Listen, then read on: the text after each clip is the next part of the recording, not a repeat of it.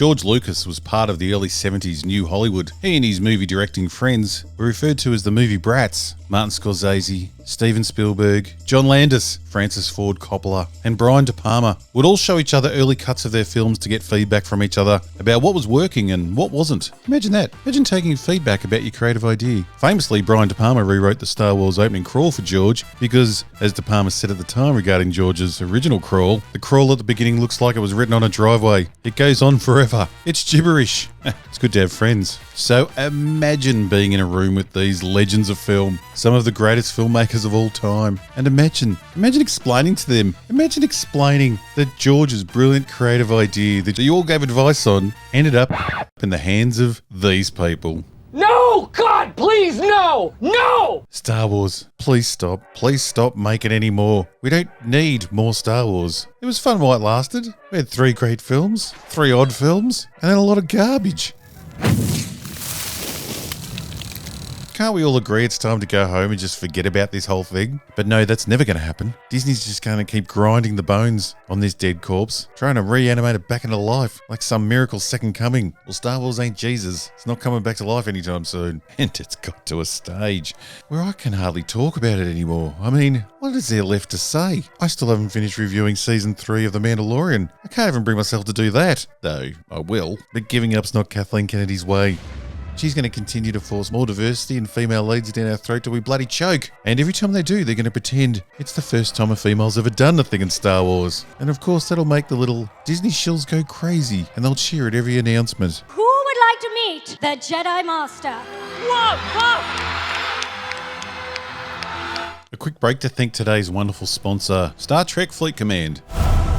Step into the shoes of your favourite Starfleet officers and command legendary Star Trek vessels like never before. Star Trek Fleet Command includes beloved Star Trek characters like Captain Kirk, Spock, and Michael Burnham, along with iconic ships such as the Enterprise. Star Trek Fleet Command is a 4X MMO game set in the ever-expanding Star Trek universe, covering 50 years of Star Trek stories and missions. Engage players from around the world in battles testing your strategic ability, negotiate alliances, and harvest the galaxy's resources as you upgrade your fleet of starships. Kick off 2024 with the first stage of the Enterprise arc. Players will explore the aftermath of the temporal Cold War plotline from Season 3 of ST Enterprise. And there are 2 new Enterprise officers, the charismatic Trip Tucker, as well as T-Pole, who everyone would like to have on their crew.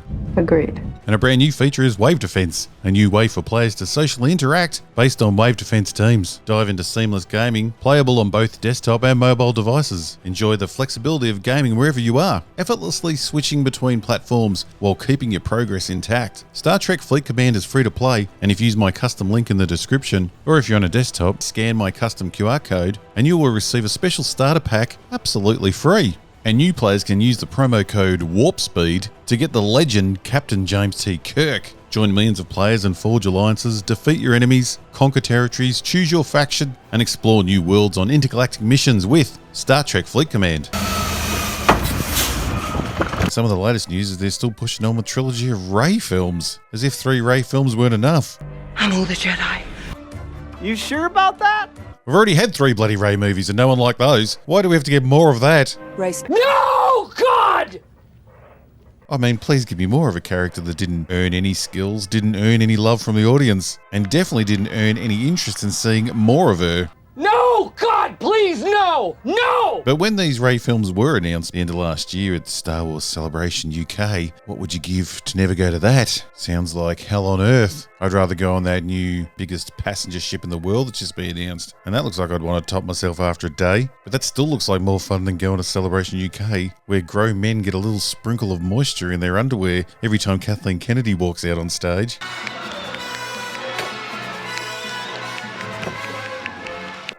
That is true, hell. They did announce that and the crowd went wild. Did any of us really believe those films are ever going to be made? No, I didn't believe it for a bloody second. And the choice of director. Who is this person? And why is she dressed like she should be on a box of pancake mix? in a Jedi Academy. I'll be surprised if we ever see another Star Wars film in the cinema ever again. Well, at least for the next decade, until there's some fresh meat in there actually making something people might want to watch. But Kathleen and Lucasfilm are pushing on with this lie, saying that this film's going to be made and the director they've chosen is an activist. But don't worry, she's an award-winning activist who won awards for documentaries. Just what you need when you're trying to breathe life back into the once great Star Wars franchise. Though I'd think you'd have better luck digging up John Wayne Gacy and giving him CPR. He's got more chance coming back to life than Star Wars, because Star Wars is long dead. As an activist and an artist, do you make that calculation? I like to make men uncomfortable. I enjoy making men uncomfortable. Now, I don't care if she's out there making her films as an activist. Good on her. Most artists should have something they're trying to say. But don't bring her near the Star Wars franchise. Get someone that knows how to make big budget cinema, action cinema, someone that knows how to tell a good story. I couldn't help but notice a thread through each of these, that the men were assholes. And what could we expect from this marvellous Rey film? As we've already said, a character that earned sweet FA. Didn't earn any skills. Didn't earn her spacecraft. Didn't even earn her bloody name. What's going to drag us back for more of that? Stop me, I'm a Jedi from Jakku.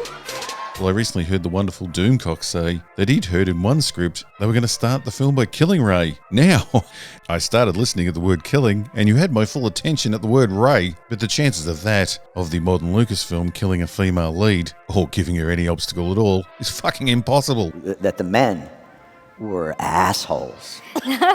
But all those fears are laid to rest because it's already come out in the press that this film's going to be delayed indefinitely.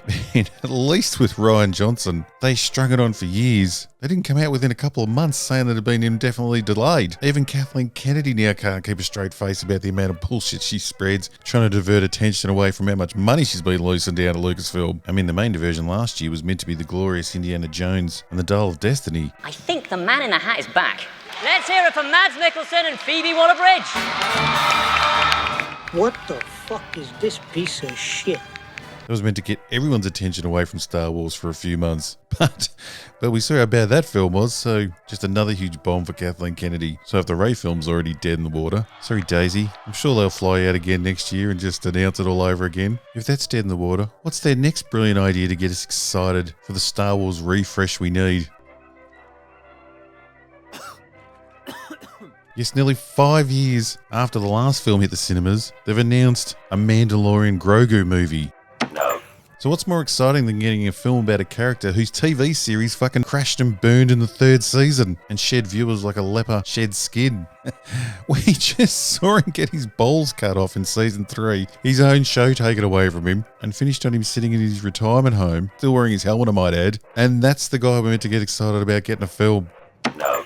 And how many successful movies can you name that have sprung to life from a TV show? Please, really tell me in the comments. There is no such thing as a nude bomb. Yes, we've had hits like Mission Impossible, The Fugitive, and The Untouchables, but they all attracted a new audience by being standalone movies that didn't rely on the audience knowing the TV shows. In fact, most of the audience for those movies had never even watched the original TV shows. This tape will self-destruct in 5 seconds. Maybe 6. As for sci-fi going from the small screen to big, there was The Twilight Zone, The X-Files, and Serenity movies, none of which set the world on fire. The only real sci-fi exception, of course, is Star Trek. And with Star Trek, there was a 10-year gap between the end of the original TV series and the cast hitting the big screen. A series with multiple great personalities that had all hit cult status, and one of the coolest spaceships ever designed. That had a reason to hit the big screen. But The Mandalorian? Lucasfilm can't even decide who The Mandalorian is. Does Disney really think that an audience that isn't even interested in the show, is going to turn up to a cinema to pay their hard-earned cash to watch a character they can't even be bothered switching on Disney Plus for? Come on, even Disney isn't that stupid. Or are they? We'd like to show you a little something.